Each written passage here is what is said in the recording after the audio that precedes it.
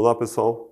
Sou o professor Jonas Moraes Filho, aqui da Faculdade Anclivepa, responsável pelas disciplinas de parasitologia, doenças parasitárias e zoonoses. Nós vamos falar um pouquinho hoje sobre uma doença chamada febre maculosa brasileira, uma doença de grande importância dentro da medicina veterinária. E é uma doença que é legal conversar com vocês, que mostra um pouquinho da carreira do médico veterinário, onde ele pode atuar.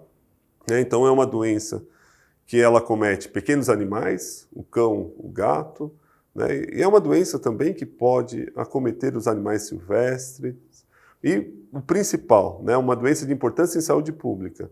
Então vocês estão vendo as diferentes áreas que o médico veterinário pode atuar, só falando dessa doença. A gente vai discutir mais algumas questões ao longo da aula para vocês, o quanto essa doença é complexa e acaba refletindo diretamente na carreira do médico veterinário, que é uma carreira totalmente complexa também. Muitas das vezes nós acreditamos que o médico veterinário precisa conhecer apenas da clínica do cão e do gato, mas muitas das vezes, dependendo da área que ele escolher para seguir dentro da medicina veterinária, ele vai ter que conhecer de vetores, que nós vamos dar alguns exemplos, como carrapatos, insetos, pulgas, e também saber sobre agentes patogênicos com caráter zoonótico, que são agentes patogênicos que têm capacidade de causar infecções em humanos também. Então, falando para vocês rapidamente sobre essa doença chamada febre maculosa brasileira, é uma doença que é causada por uma bactéria chamada Rickettsia ricketts, uma bactéria intracelular obrigatória, gram-negativa, e que acomete mamíferos e não fica restrito à sua capacidade de infecção de cão e gato, mas ela também tem a capacidade de parasitar o homem, mostrando o quanto a nossa carreira como médico veterinário tem importância hoje também na saúde humana. Não é que nós, como médicos veterinários, vamos clinicar humanos, mas nós podemos trabalhar para impedir que uma doença possa chegar a atingir o humano. Então essa doença é um exemplo disso, como eu falei para vocês, é uma doença que é causada por uma bactéria, e como que um animal, como um cachorro, como um cavalo, como uma capivara, pode ser acometida por essa bactéria. Essa bactéria é transmitida por um vetor é que nós chamamos popularmente de carrapato, é um vetor que tem essa capacidade de transmitir este agente patogênico e causar uma doença chamada febre maculosa brasileira. Então, falando rapidamente para vocês dos vetores que vão transmitir essa bactéria, como ocorre a transmissão? Através da picada desse carrapato. E é interessante destacar também esta doença. Na verdade, essa doença, por volta dos anos 2000, pouco se sabia dela aqui no Brasil.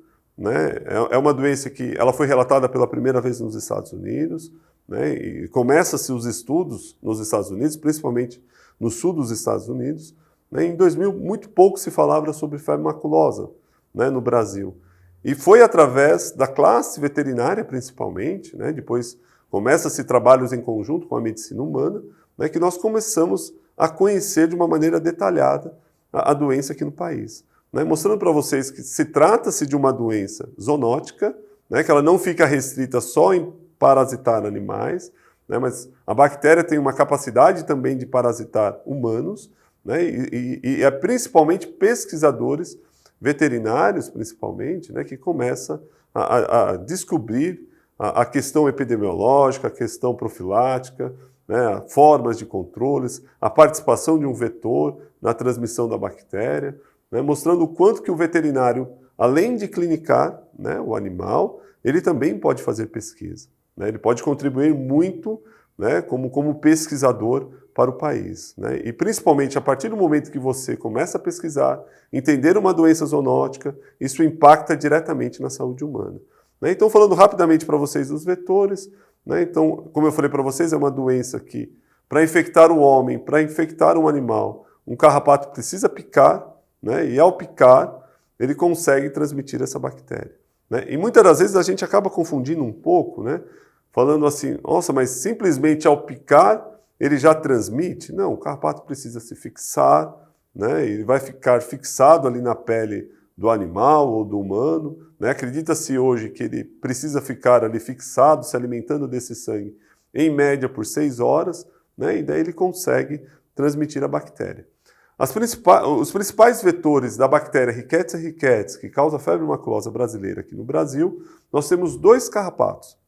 Nós temos o Amblyomma sculptum, popularmente conhecido como carrapato estrela, e nós temos o Amblyomma aureolato, popularmente conhecido como carrapato amarelo do cão.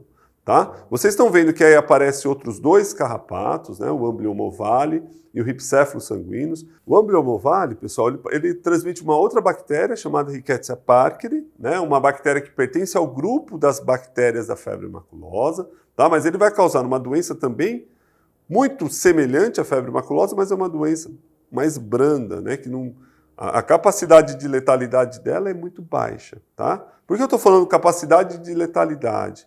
Quando falamos na bactéria Rickettsia ricketts, né, que causa a febre maculosa clássica, a letalidade é altíssima. Né? Aqui no estado de São Paulo, só para vocês terem uma ideia, a letalidade dessa doença pode chegar a 60%, 70%. Né? O que isso quer dizer, Jonas? Não estou entendendo nada de letalidade que você está me falando, né? Mas é só vocês pensarem, de cada 10 pessoas, né, que são acometidas por essa doença aqui no estado de São Paulo, em média, 6 pessoas vêm a óbito.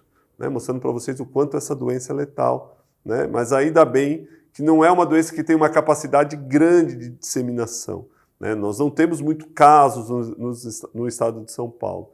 Né, normalmente não chega a 200 casos da doença, mas uma letalidade altíssima dessa, né, é algo que nós precisamos se preocupar, né, precisamos, de uma maneira...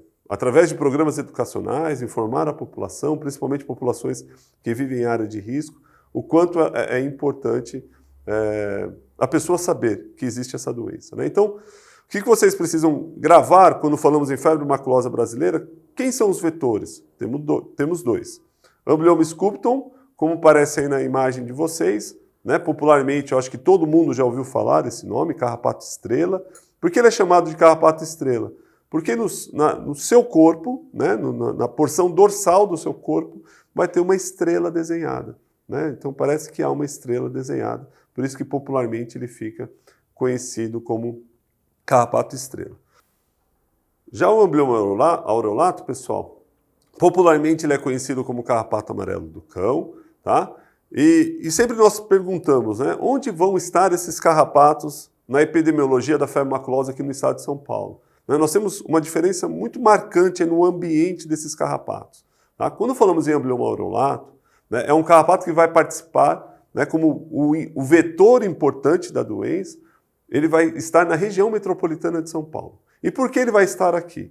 A região metropolitana de São Paulo, o seu ambiente é caracterizado por ser uma área de Mata Atlântica. Né? Então, os bairros mais afastados do centro, né, que nós falamos nas regiões mais periféricas da metrópole, nós temos bairros que simplesmente estão dentro da mata, né? Simplesmente tem áreas de fragmentação. Né? E é neste tipo de ambiente que se encontra ali o Amblyomma aureolato, tá? Nesse ambiente de área de fragmentação de Mata Atlântica.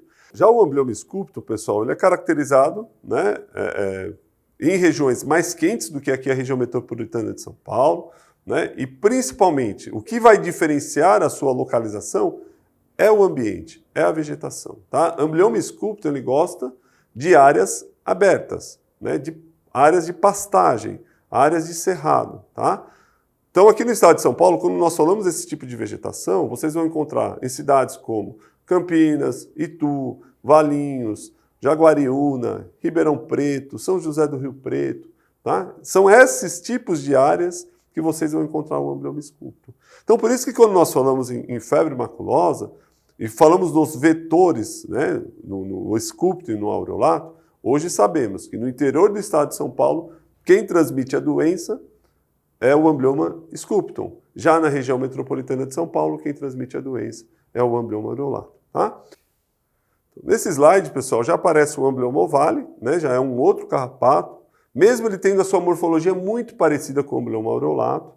Tá? É um carrapato também que vive em área de Mata Atlântica, mas ele não é transmissor de Rickettsia ricketts. Tá? Ele acaba transmitindo uma outra Rickettsia, uma Rickettsia mais branda, né, que não é o assunto da nossa aula hoje, uma bactéria, uma Rickettsia, né, que também é uma bactéria chamada Rickettsia parkeri, tá? Mas eu coloco aqui só como exemplo para vocês.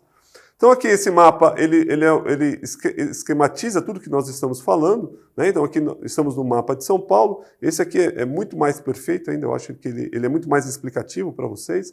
Então onde vocês estão vendo todas essas áreas de vermelho, tá? Esses círculos em vermelho no mapa, vocês estão vendo que todas elas estão no interior do estado de São Paulo, né? Em regiões de vegetação típica de cerrado, de pasto aberto, né? Ali nós temos como vetor Amblyomma sculptum, e são todas as áreas dentro do estado de São Paulo endêmicas para a febre maculosa brasileira.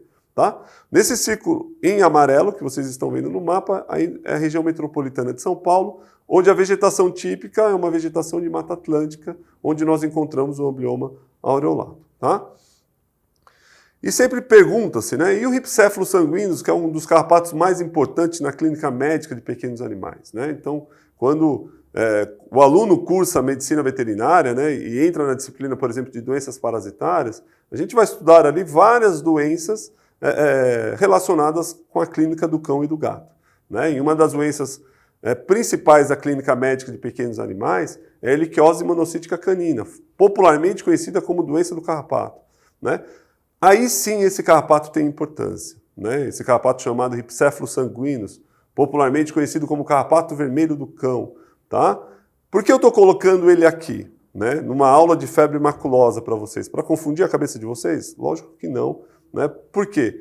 Eu estou falando para vocês que é o carrapato mais presente hoje dentro da casa das pessoas, né? Principalmente das pessoas que moram na região urbana. Tá? Então é um carrapato muito frequente, é o carrapato que mais parasita o cão, popularmente ele é conhecido como carrapato vermelho, mas ele como vetor de febre maculosa ele não tem importância nenhuma. Tá? Tem vários estudos na literatura mostrando positividade desse carrapato com a bactéria Rickettsia ricketts, mas o que sabemos é que ele consegue se infectar, né? Porque ele vai se alimentar de um sangue que pode conter a bactéria e ele acaba se infectando, tá? Mas ele não consegue transmitir. Tá? E o principal, pessoal, Rhipicephalus sanguineus é um carrapato que não tem afinidade em parasitar o homem. Então, devido à importância da febre maculosa causar morte em humanos, né, então por isso que nós estudamos essa doença, tá bom? Então sempre vocês têm que pensar que quando olhar Rhipicephalus sanguineus, é um carrapato que realmente ele é muito importante para a clínica médica de pequenos animais, mas por causa de outras doenças, tá bom? Pessoal, vamos dar um intervalinho, tá? Nessa primeira parte da aula, e nós retornamos aí para finalizar a febre maculosa, tá bom?